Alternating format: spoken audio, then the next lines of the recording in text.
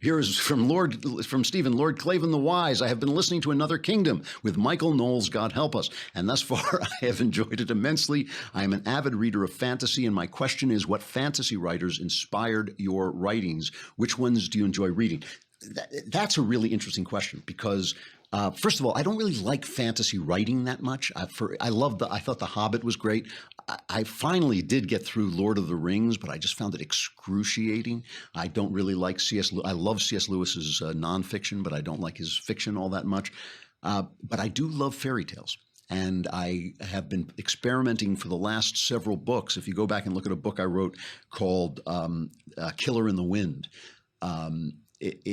you'll see that it's a hard-boiled American noir mystery story, but if you read it carefully, you'll see the way fairy tales weave in and out of it. And I love fairy tales, and I love Arthurian mythology. I love Arthurian myths. I love Malory. I love Chrétien de Troyes. I love all the old, the Tristan and Isolde poem, and I'm steeped in that stuff. I know it really well. So what I was doing in Another Kingdom is I was melding my extensive background in hard-boiled detective fiction and in Alfred Hitchcock suspense fiction with my love of medieval fantasy as it was written in the Middle Ages, more than the ones that have been imitated it in the present. I would like to hear if anybody wants to write in and recommend some really good fantasy. I have read a lot more fantasy than I think I have because I've kind of read everything. But like if there's something that I've missed that I would really like, let me know and I'll react.